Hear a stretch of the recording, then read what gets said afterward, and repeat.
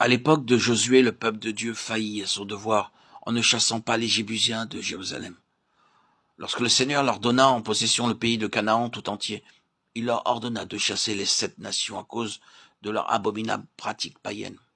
Cependant, les Israélites permirent aux Jébusiens de demeurer dans la position la plus forte de la cité. Des années plus tard, lorsque David devint roi à Jérusalem, ceux-ci le tournèrent en dérision, tant ils étaient sûrs d'eux-mêmes.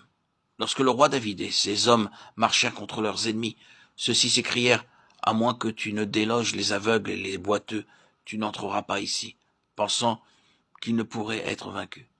Le dessein de Dieu était de faire chasser les Jébusiens, et c'est pourquoi il accorda la victoire à David et à ses hommes, de Samuel 5, 1 à 10. C'est seulement lorsque celui-ci régna sur toutes les tribus d'Israël et devint le vrai roi de Sion que Dieu lui manifesta sa volonté à ce propos. Si vous voulez participer à l'édification de la maison du Seigneur, il faut vous soumettre complètement et reconnaître en Jésus-Christ le roi céleste. C'est seulement lorsque nous l'aurons placé au premier plan de notre existence, dans nos cœurs, nos familles et notre Église, que Dieu commencera à nous révéler son plan pour l'Église.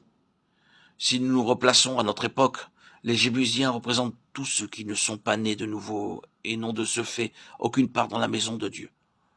On en trouve beaucoup dans l'œuvre du Seigneur. Il s'agit de personnes qui n'ont pas fait l'expérience de la nouvelle naissance, mais ont été élus pour occuper des charges et être membres des comités du fait de l'influence qu'elles exercent par leur fortune, leur situation ou d'autres qualifications en cours dans ce monde.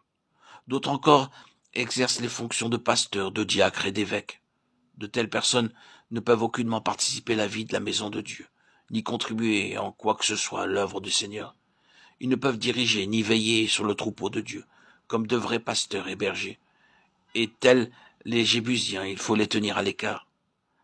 La présence même de quelques-uns d'entre eux entrave l'œuvre de Dieu.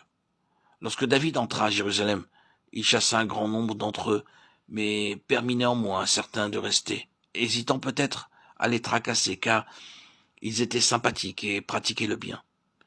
Il fallut que Dieu punisse David pour qu'il les chasse tous.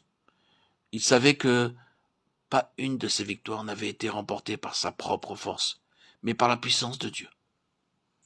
Pourtant, nous lisons dans 2 Samuel 24, 1 à 4, comment il ordonna à Joab, le chef de l'armée, de recenser le peuple, afin de savoir combien il y avait de combattants dans son royaume.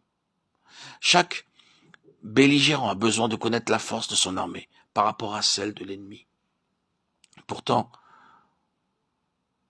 Joab rappela à David que, par le passé, il s'était confié en Dieu pour obtenir la victoire.